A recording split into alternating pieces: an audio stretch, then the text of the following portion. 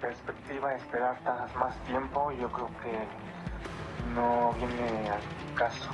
Así lo veo, pero aquí él es el experto. Yo siento que en 3 meses las cosas no cambiarían, o 6. Aprobado en lo general y en lo particular por 252 votos los artículos no reservados. Farsantes, 1000 veces farsantes, 1.000.000 de veces farsantes.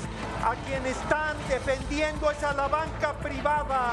De que este dictamen llegara bastardeado a este pleno y que nosotros tenemos que votar un dictamen bastardo en esta Cámara de Diputados. Pero afortunadamente yo caigo en la cárcel y de algo malo sale algo bueno, ¿no?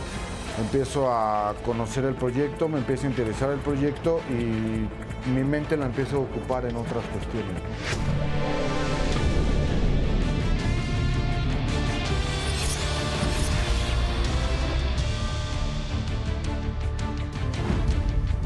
Mexicanos, ¿cómo están? Muy buenos días. Gracias por estar con nosotros. Bienvenidos a este nuevo espacio en donde durante 15 minutos le vamos a llevar información que seguramente le va a ayudar a tomar mejores decisiones o al menos le aseguro va a tener un buen tema para una charla de café más tarde. Le cuento que tras un intento de debate con 251 votos a favor, 199 en contra y 4 abstenciones, se aprobó en lo general y en lo particular la reforma que crea el Fondo de Pensiones para el Bienestar. Los diputados aprobaron el polémico dictamen para instaurar el fondo con recursos de las cuentas individuales de retiro no reclamadas por trabajadores de 70 años o más. Este documento será remitido al Senado para que continúen con su discusión. ¿Qué le parece?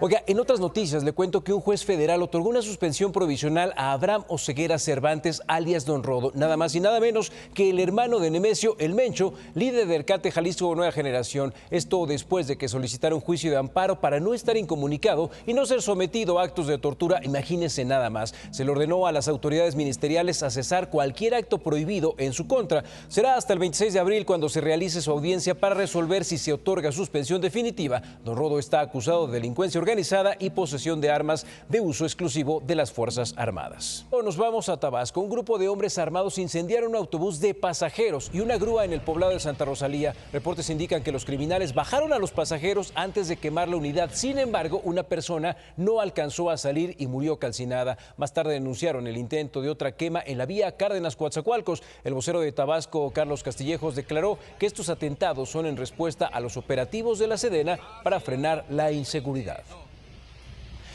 Y es que si hablamos de cómo va la violencia en el país, le cuento que nada más el fin de semana se cometieron 241 asesinatos. De acuerdo con el secretario ejecutivo del Sistema Nacional de Seguridad Pública, lo ubica como el cuarto más violento en lo que va del año. Hasta la fecha, el fin de semana más violento se registró del 23 al 25 de febrero, con 251 personas asesinadas, seguido del primer fin de semana de abril, con 249 homicidios dolosos, mientras que el tercer lugar se ubica el 22 al 24 de marzo, cuando se cometieron 243 asesinatos. Imagínese, nada más 1000 personas en menos de un mes. En otras noticias le cuento que muchas familias migrantes viven desgracias en su camino hacia la frontera. Una de estas desgarradoras historias es la de Yexi Angelis, una joven de 20 años originaria de Venezuela, quien salió de su país junto con su esposo y sus 2 pequeñitas. Lamentablemente, tras 4 días de viaje, sus hijas perdieron la vida cuando cayeron del tren conocido como La Bestia. Ahora, ellos 2 continúan su viaje, pero cargando las cenizas de sus 2 hijas. Esperan que las autoridades mexicanas les permitan continuar su travesía, pero en autobús, para poder cruzar Estados Unidos y así tramitar el asilo político. Yo no me quiero montar en el tren. Me he sentido, veo al tren y me dan un ataque de nervios que veo a la bebé cuando nos montamos. Duramos 4 días en ese tren llevando sol, agua, pasábamos hambre, nos tocó pedir mucho en la calle. No me gustaría montarme mucho en ese tren porque viví muchas cosas con mis hijas ahí, ¿sabes? Y como murieron, o sea, no, unas niñas inocentes, murieron muy feos y no quiero, o sea, me siento mal de no haber podido ayudarlas en ese momento porque se me fue de las manos. En Noticias de Palacio le cuento que el presidente Andrés Manuel López Obrador se reunió con el gobernador de Jalisco, Enrique Alfaro, luego de la sesión de trabajo que tuvieron con integrantes del CENTE. En el diálogo se abordaron temas educativos y de presupuesto. Alfaro informó que estará un par de días en la capital por asuntos de su agenda. De la agenda educativa, estuvo conmigo.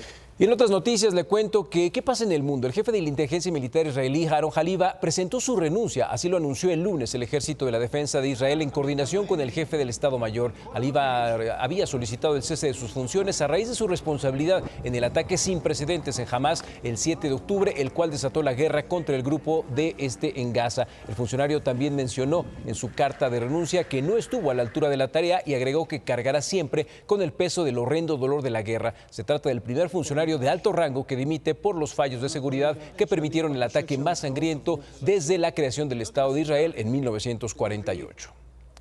Vámonos a Estados Unidos. Cheque nada más esto. El Congreso aprobó este fin de semana una nueva redacción de la sección 702 de la Ley de Vigilancia e Inteligencia del Extranjero. Esta ley permitirá expandir el espionaje electrónico contra las redes de narcotráfico ubicadas fuera de territorio estadounidense. La iniciativa propuesta el sábado por el presidente Joe Biden permitirá espiar de manera express, sin orden judicial, los mensajes y llamadas de los cárteles que pasen por proveedores estadounidenses de telefonía e internet. El principal interés de las autoridades es detectar a los que fabrican contrabandean fentanilo en Estados Unidos. Y la coalición opositora en Venezuela eligió a Edmundo González como el nuevo candidato que se enfrentará al presidente Nicolás Maduro en las elecciones de julio, luego de que se inhabilitara a María Corina Machado, ganadora de las primarias en octubre. González, de 74 años, fue embajador en Argentina entre el 99 y el 2002. Al inicio del gobierno del exmandatario Hugo Chávez, las inhabilitaciones de candidatos han provocado que Estados Unidos ponga nuevamente sanciones petroleras al país después de incumplir con los términos de un acuerdo electoral firmado por oposición hace 6 meses. ¿Usted cree que este candidato tenga posibilidades frente a Maduro? Pero mire, para que vea que el abuso legislativo no es patrimonio de los mexicanos, nos vamos a Argentina. Los senadores sin debate y en votación a mano alzada, imagínense nada más, se aumentaron el salario un 170%, una decisión tomada el viernes pasado que generó obviamente polémica durante la crisis económica que atraviesa Argentina, con más de la mitad de la población en pobreza y 288% de inflación interanual. Los 72 integrantes de la Cámara Alta cobrarán unos 4 millones de pesos argentinos netos por mes, lo que es el equivalente a poco más de $4,000, mientras que el salario mínimo ronda los 200,000 pesos argentinos, que son iguales a $233.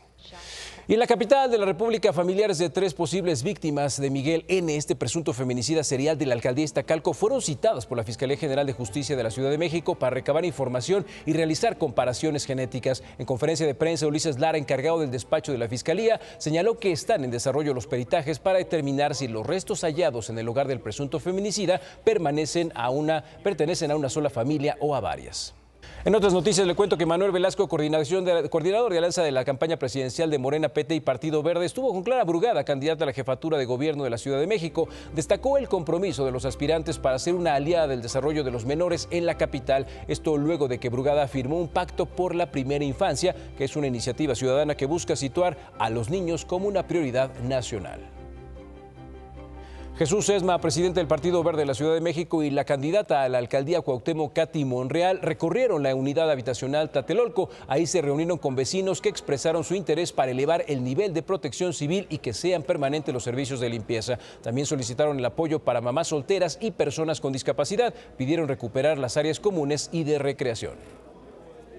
Oiga, escuche esto y dígame qué opina. En la Ciudad de México se ha definido una zona para fumar libremente marihuana. Se trata de un punto de Paseo de la Reforma y Avenida Juárez en la alcaldía Cuauhtémoc. Los lugares de tolerancia para el consumo de marihuana han quedado en un sitio sin definir en la ley debido a la ausencia de una regulación sobre el consumo recreativo y medicinal, así como la inconstitucionalidad de su penalización determinada por la Suprema Corte de Justicia de la Nación. ¿Usted qué opina con esto de que fume lechuga del diablo donde se les hinche la gana?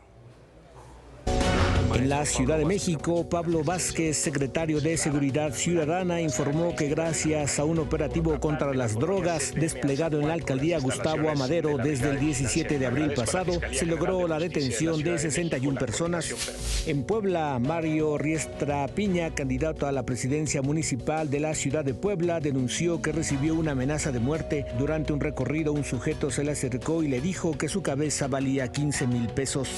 En la Ciudad de México se ha ha definido una zona para fumar libremente marihuana. Se trata de un punto en Paseo de la Reforma y Avenida Juárez, en la alcaldía Cuauhtémoc. Los lugares de tolerancia permanecen sin definir en la ley. Para promover el deporte entre las niñas, niños y jóvenes, el IMSS y el Club Pachuca firmaron un convenio de colaboración. Este permitirá la incorporación de escuelas de fútbol en las instalaciones deportivas del instituto en todo el país. El Centro Europeo de Prevención y el Control de Enfermedades alertó de un aumento significativo de casos de sarampión desde 2023 y finales de febrero de 2024. Se trata de al menos 5.770 casos, incluidos al menos 5 muertes.